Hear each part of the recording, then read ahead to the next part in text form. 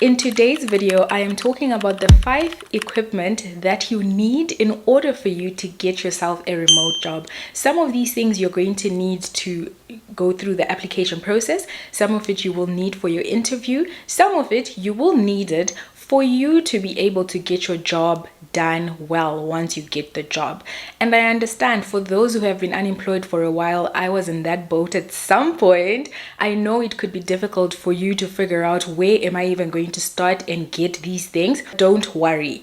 There is no harm in you asking your friends, your relatives, or even your past colleagues to use some of their equipment just so you can get yourself that job that you're trying to secure. If it's your first time coming across me, hi, I'm V. I'm a full-time remote worker and I work for a law firm that is based in the USA. The 5 things that you're going to need in order for you to secure a job and keep this job. The first thing is obviously a laptop, because there's no way you're going to be able to carry out your day-to-day duties once you've got the job, or there's actually no way that you're going to be applying. I mean, you could do it on your phone, but a laptop, for me, it makes everything much easier. Companies are not very fussy as to what brand you're going to be using. Whatever brand resonates with you, you can use that.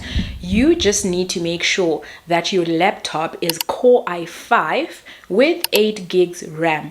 Those are the 2 requirements that companies need in your laptop. And please note, there are also some companies that can actually provide this equipment for you. The second thing you need is going to be an internet connection. I mean, becoming a remote worker, working a remote job needs you to have some sort of connection, because how are you going to do your job? So you're going to need to have something that allows you to get on the internet. I would personally advise that you get fiber, because it's more stable and it's more reliable. And I have experience using ADSL, I've used 5G, and I can certainly tell you that fiber is the best.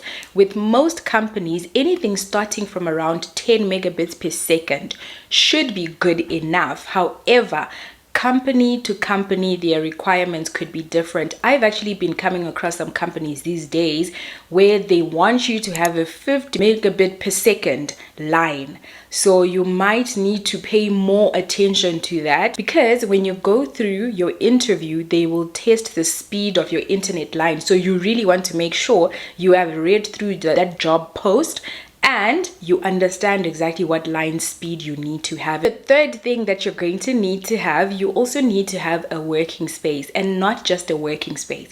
You need to have a quiet working space. In that workspace, you need to have a desk and a comfortable chair that you can sit at and be able to get your work done. And then for the people whose jobs require you to be taking calls or anything that requires you to be on the phone in any way, you also need a pair of really good headsets.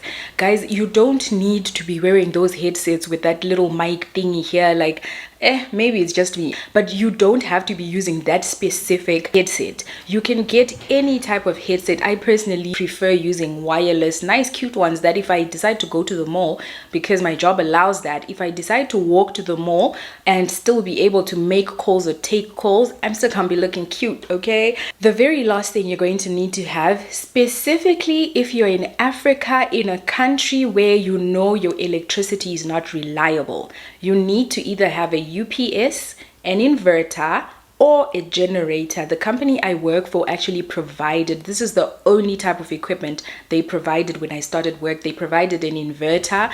That's just to make sure each and every time you are supposed to be online. So if you're experiencing power cuts, load shedding, you will still be able to stay online.